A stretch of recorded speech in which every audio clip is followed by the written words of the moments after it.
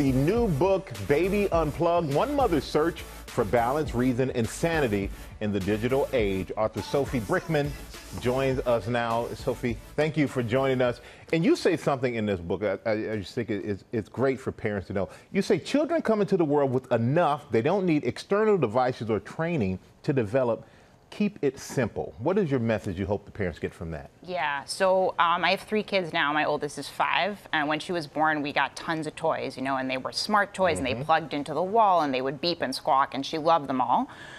But we were doing a lot of laundry then, you know, and she would join me doing laundry, and she would take socks in and out of the hamper, and she seemed to be having as much fun doing that as playing with these toys. I spoke to all these experts for the book. They all said, like, that's what she needs at this stage. Like, the kids will find the magic in the world around them. You really don't need to add it for them. It's like you buy all the toys and they play with the box and leave the toy on the side. Cardboard boxes are the best. Exactly. You know? And we have a viewer question from Devin in New Jersey. Let's check it out.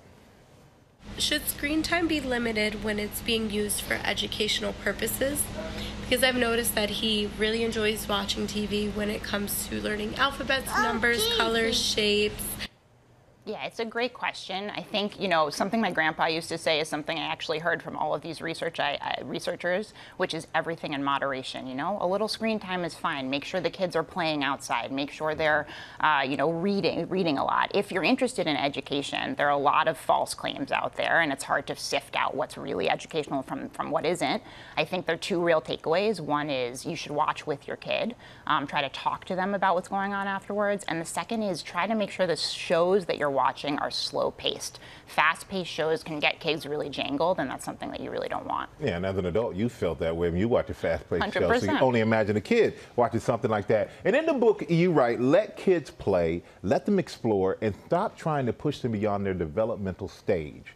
Why is free play so important? I mean, like what you said about the cardboard box, you know, like you give a kid a cardboard box, they will turn it into a spaceship. They will use their gross motor skills, their fine motor skills, their imagination, their creativity. That's all really important. I think one mantra I learned when researching the book was, you know, busy babies, passive toys. And by that, it's like the more active the toy, the less the kid has to do, the worse it is for their development.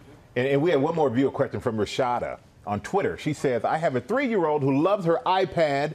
What are some tips when it's time to unplug? So many parents want to hear this. Totally. I mean, I think the first thing is you have to unplug yourself. You know, like kids constantly mimic what you're doing, so try to put your phone away. Like take your shoes off, take your coat off, put your phone away for an hour or as much as you can.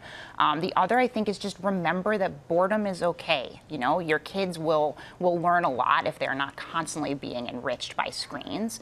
And the second, or the third thing, I guess, is, you know, read to them. Books are just wonderful. So if you can reach for a book instead of reaching for a screen, you're doing wonders for your kid. I love that. Put your phone down during dinner. When you walk in the door, give your kids some time. Don't let the devices raise your kids. 100%. And like you said, read to them. And everybody, you can read this book to them, Baby Unplugged, because it is out now. Sophie, thank you so much for joining us this morning.